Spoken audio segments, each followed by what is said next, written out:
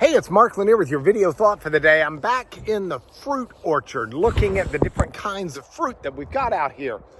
And this is a pear tree. It's just been planted. It's got a little pear growing. You probably shouldn't let the pear grow. You should make the tree give its energy into the tree growth this year because it's still small. See, bigger trees, let them have the fruit.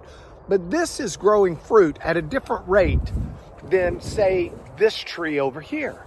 This tree over here has got apples on it. Different kind of fruit, both growing on fruit trees. Now, it's interesting to me because this week I'm talking about fruit of the Spirit of God. Paul lists some out in Galatians chapter 5. And the last one he lists is self-control. Now, self-control is a fascinating fruit of the Spirit. It's one I wish I had. I got to tell you, I put on some clothes this morning that I wore at the start of my vacation, and you can tell my vacation's about 2 weeks old because I haven't touched anything in 2 weeks.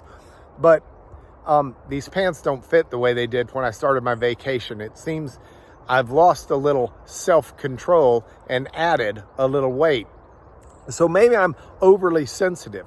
But this Greek idea of self-control is enkratia is the kind of idea of mastering ourselves to fulfill God's purpose in our lives.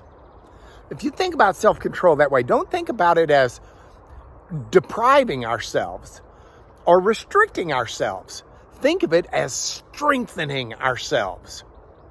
You know, it's a fascinating subject, and if you go back, Proverbs 25, verse 28 says, like a city whose walls are broken down is a person who has no self-control. When the city's walls are up, when you've got self-control, you've got protection, you've got strength. A lack of self-control doesn't mean you've lost your restrictions and you're just, it's a free-for-all. It means you've lost your strength and your ability to stand up. So I want us to think about self-control as an important fruit of the Spirit that we want. Next, you may say, well, I've wanted self-control all my life and I don't have it. That's the beauty of Paul's analogy, his metaphor of calling it a fruit of the Spirit. You know, this fruit, this apple, does not grow overnight. It takes time, and it takes a lot of time before it's going to ripen and grow into its fullness. And the fruit of the Spirit, self-control, is the same way. It is something that's going to take time to grow in all of us. And it's not something that we do on our own. It's a fruit of the Spirit. It's something we battle, this need to control ourselves. We battle it not alone, but we have God on our side. Last thing I want to mention about it.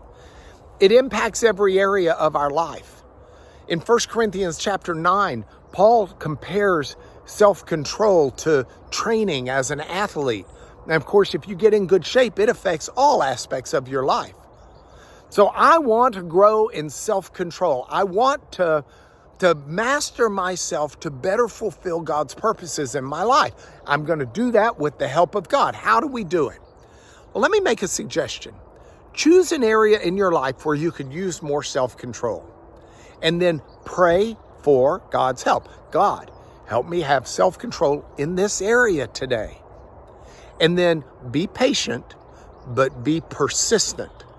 You're going to mess up. You're not going to always have that self-control, but it will grow over time if we continue in diligent prayer and application. If we are purposeful and persistent and patient, the fruit will grow. That's why I've made this your video thought for the day.